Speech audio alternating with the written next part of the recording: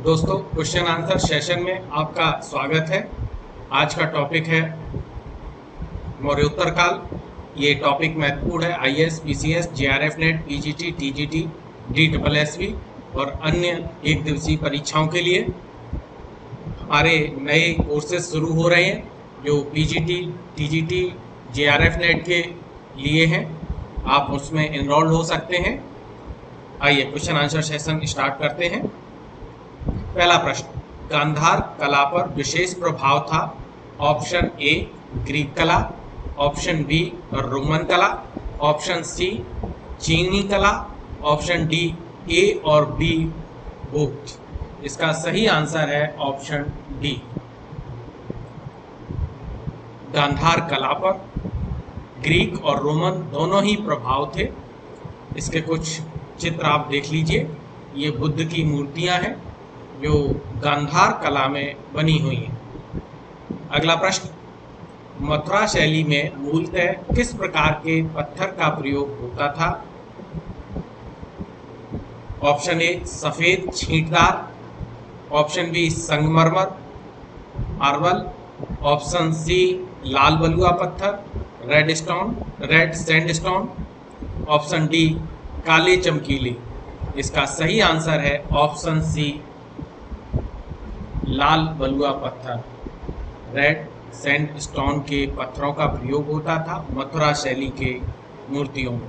जरा इसका भी एग्जाम्पल आप देख लीजिए। अगला प्रश्न, बुद्ध चरित्र का लेखक कौन था। Option A Harishena, option B अश्वघोष, option C Vasumitra, option D Kalidasa. इसका सही आंसर है ऑप्शन बी अश्वघोष। बुद्ध चरित्र अश्वघोष ने लिखा। प्रसिद्ध बौद्ध विद्वान अश्वघोष किसके समकालीन थे। Option A Ashoka, option B Menander, option C Kanishka, option D Harsha. इसका सही आंसर है ऑप्शन सी कनिष्क। हम लोग कनिष्क के दरबारी विद्वान देख लेते हैं। कनिष्क ये कुषाण वंश का शासक था जिसका टाइम पीरियड 78 ईस्वी से 103 ईस्वी के मध्य तक था। ये बौद्ध धर्म का संरक्षक था जिसके समय में फोर्थ या चतुर्थ बौद्ध संगीत का आयोजन किया गया। इसी के काल में बौद्ध धर्म का विभाजन हीनयान और महायान में हो गया। कनिष्क के दरबारी प्रमुख थे अश्वघोष, नागार्जुन, चरक, पार्श और वशम। ये कुछ कनिष्क के कॉइन्स हैं, इनको आप देख लीजिए। इनके बारे में आगे के क्वेश्चन आंसर या टेस्ट सीरीज में हम बात करेंगे। अगला प्रश्न, चरक किस शासक के दरबार में थे। ऑप्शन ए कनिष्क, यही सही आंसर होगा। अगला प्रश्न, कालानुक्रमानुसार व्यवस्थित कीजिए। नंबर 1 कनिष्क द्वितीय, नंबर 2 वासुदेव प्रथम, नंबर 3 हुविष्क, नंबर 4 वासुदेव द्वितीय। इनका दोस्तों टाइम पीरियड आप लिख लीजिए। हुविष्क का समय होगा 28 से लेकर 62 कनिष्क संवत। फिर कनिष्क सेकंड का होगा 62 से लेकर 67 और वासुदेव प्रथम का होगा 67 कनिष्क संवत से लेकर 98। तो पहले होगा दोस्तों, उसके बाद ये वासुदेव द्वितीय होगा। ठीक है, पहले दोस्तों होगा हुविष्क, फिर कनिष्क द्वितीय। तो आंसर सही होगा ऑप्शन ए 3, 1, 2, 4। ये क्रोनोलॉजी का प्रश्न था। अगला प्रश्न, किस कला का गांधार कला पर अत्यधिक प्रभाव पड़ा। ऑप्शन ए पारसी कला, ऑप्शन बी सीथियन कला, ऑप्शन सी यूनानी कला, ऑप्शन डी बैक्टीरियन कला। इसका सही आंसर है ऑप्शन सी यूनानी कला। ग्रीक आर्ट का गांधार कला पर बहुत बड़ा इन्फ्लुएंस था। अगला प्रश्न, निम्नलिखित में से असत्य का चयन कीजिए। मैंने कहा ऐसे प्रश्नों को ध्यान से पढ़ें। असत्य, फॉल्स स्टेटमेंट आपको चूज करना है। ठीक है, ऑप्शन ए, भारत के प्राचीनतम सिक्कों पर कोई अभिलेख नहीं है। ये स्टेटमेंट एकदम सही है। हमको यहाँ पर असत्य या फॉल्स स्टेटमेंट छांटना है। ये स्टेटमेंट ठीक है। सातवाहनों ने सीसी के सिक्के जारी किए, ये भी ठीक है। गुप्त शासकों ने रुपयक नामक चांदी के सिक्के ढाले, ये भी ठीक है। भारत में स्वर्ण सिक्कों का चलन हर्षवर्धन द्वारा आरंभ किया गया था, यही स्टेटमेंट दोस्तों गलत है। तो निम्नलिखित से कौन सा कथन असत्य होगा? यही फॉल्स होगा। भारत में गोल्ड कॉइन का प्रचलन हिंद यवन शासकों ने किया। हिंद यवन, इंडो ग्रीक।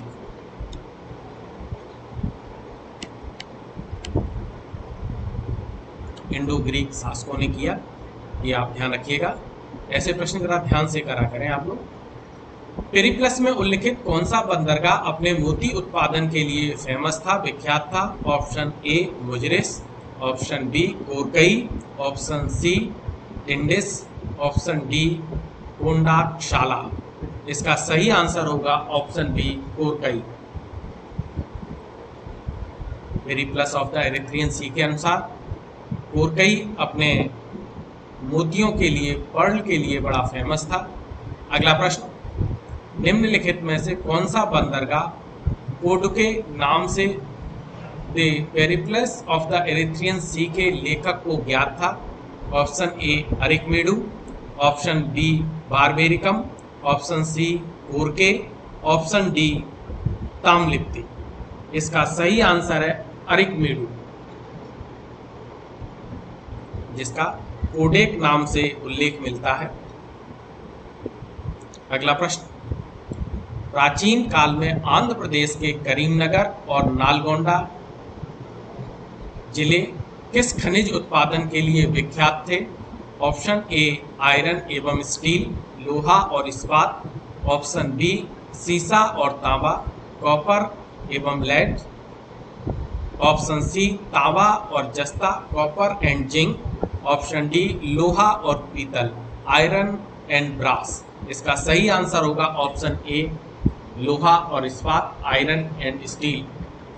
ध्यान रखिएगा, नालगोंडा जिला वर्तमान में तेलंगाना में है। तेलंगाना राज्य में है, तेलंगाना स्टेट में है। ध्यान रखिएगा। अगला प्रश्न, रस चिकित्सा का आविष्कार किसने किया था? ऑप्शन ए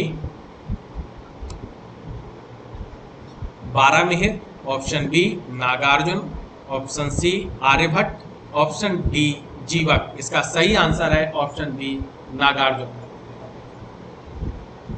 अगला प्रश्न, कनिष्क ने अपनी राजधानी स्थापित की?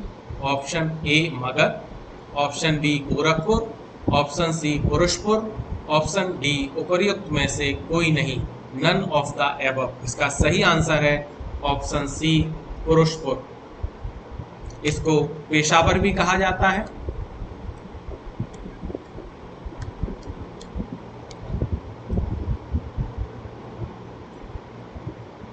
जरा एक बार कनिष्क का किंगडम साम्राज्य देख लेते हैं। ये आपको बाउंड्री पिंक कलर में दिख रहा होगा, ठीक है। इसमें देखिए दोस्तों, ये पुरुषपुर है, अगर आपको दिख रहा होगा पुरुषपुर ये है, ठीक है। कितना बड़ा साम्राज्य था कनिष्का का। अगला प्रश्न, शंख लिपि के लेख निम्नलिखित स्थल के स्तूप अवशेष से प्राप्त हुए हैं? Option A Bharhut, option B Deur Kothar, option C Amaravati, option D Sarnath. इसका सही आंसर है ऑप्शन ए भरहुत। एक बार शंख लिपि के बारे में हम लोग जानते हैं। शंख लिपि या शेल स्क्रिप्ट इसको कहा जाता है।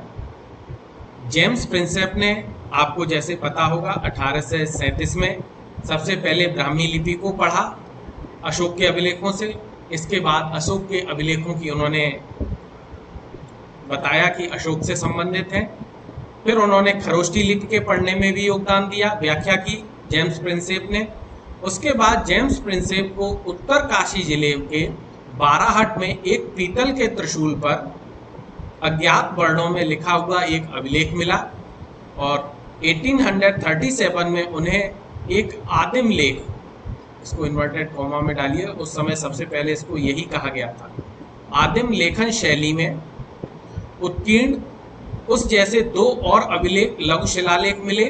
बाद में अपनी खोजों से जेम्स प्रिंसेप ने उसे शंख लिपि का नाम दिया, सेल स्क्रिप्ट का नाम दिया, क्योंकि यहाँ के जो वर्ड्स या अक्षर थे जो शिलालेखों पर लिखे थे सभी शंख के आकार के होने के कारण। ये आपको कुछ स्क्रिप्ट दिखाई भी दे रही होगी, सेल स्क्रिप्ट इसी को कहते हैं। इसको अभी तक दोस्तों पढ़ा नहीं जा सका है और ध्यान रखिएगा ये स्क्रिप्ट पूरे भारत में मिल रही है, उत्तर से लेकर दक्षिण तक, पूर्व से लेकर पश्चिम तक, पूरे भारत में ये स्क्रिप्ट मिल रही है और मध्य भारत में और भी ज़्यादा इसके शिलालेख मिले हैं। इसको सेल स्क्रिप्ट या शंख लिपि का नाम दिया जाता है।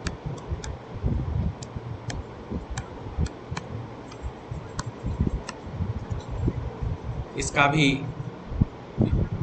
योगदान जेम्स प्रिंसेप को योगदान इसके लिए दिया जाता है। ये शायद आपके लिए नया तथ्य हो, नया फैक्ट हो। अगला प्रश्न, खारवेल के हाथी गुफा अभिलेख में सिंचाई विषयक कार्यों का उल्लेख मिलता है। ऑप्शन ए नंदों का, ऑप्शन बी मौर्यों का, ऑप्शन सी सुंगों का, ऑप्शन डी गंडवों का। इसका सही आंसर है ऑप्शन ए नंदों का। हाथी के खारवेल के हाथी गुफा अभिलेख में इसका उल्लेख मिलता है नंदों के बाद। जरा हाथी गुफा अभिलेख भी जरा देख लेते हैं। ये हाथी गुफा अभिलेख है, उड़ीसा की राजधानी भुवनेश्वर के पास उदयगिरी की पहाड़ी पर यह हाथी गुफा अभिलेख है, ध्यान रखिएगा। ठीक है, इसके बारे में बहुत सारी डिटेल आपको दी गई है, ये आप देखिएगा। हाथी गुफा अभिलेख, ये कुछ मौर्योत्तर काल से आपके लिए प्रश्न थे। आपने हमारा वीडियो देखा, जानकर बहुत अच्छा लगा और आपका बहुत बहुत धन्यवाद। Thank you.